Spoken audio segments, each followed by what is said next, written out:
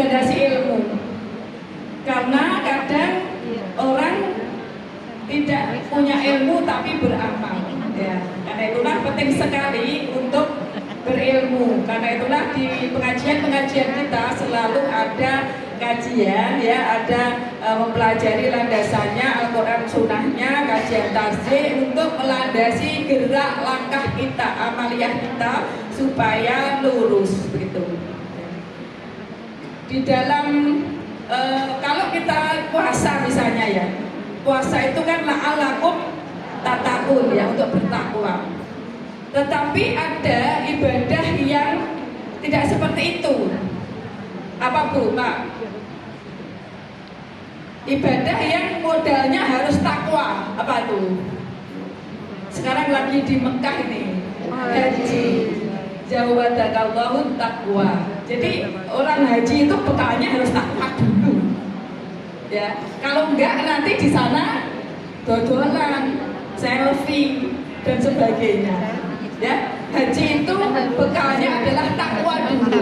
Beda dengan ibadah-ibadah yang lain, ya. Seperti tadi puasa itu kan puasa dulu la'alakum tatakun, ya. Tetapi kalau haji bekalnya takwa, ya. Jadi bekalnya takwa, baru nanti hajinya akan lurus di sana, ya. Tidak belak-belak kemana-mana begitu.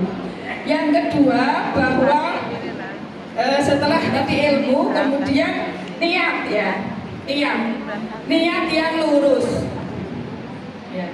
Innamal a'malu binniyat wa innamal likulli imri'in ma nawa.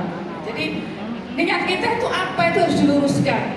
Karena apa? Pernah pada zaman Nabi orang Islam itu berhijrah, tapi niatnya untuk berdagang atau mengikuti perempuan yang akan dinikahinya, ya. Karena apa, yang pacarnya hijrah, dia ikut hijrah.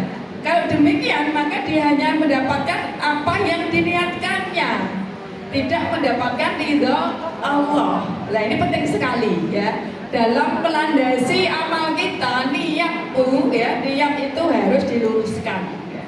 Nanti berbahaya, ya, berbahaya. Kita itu merasa sudah berbuat banyak, ternyata nanti di akhirat kosong. Sabar, ya, sabar, ya. Bala tayasu min rauhillah, ya. Janganlah kamu berputus asa atas rahmat Allah. Jadi di sini sabar itu, ya, sabar ala taat, ya, abdal adil maksiat. Jadi dalam hal kita berdakwah itu kesabaran sangat dituntut, ya. Coba kita flashback bagaimana Rasulullah SAW ketika berdakwah awal di Mekah itu. 13 tahun dapat orang berapa, apa yang beliau alami, ya. Dilempari batu, dikatakan gila, dilempari kotoran, diludahi, dapatnya hanya beberapa orang. Sedangkan dakwah kita apa halangannya? Coba kita flashback ke belakang.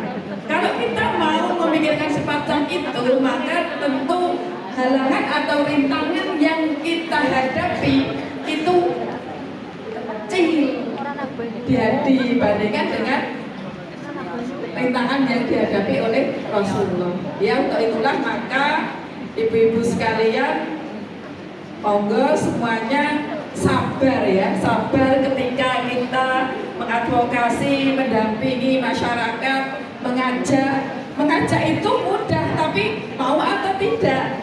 Non sewu para sesepuh, ini sepuh, para senior, kalau kesupen, ngapunten ya. Luar biasa ini supportnya kepada kita semuanya, ya. Jadi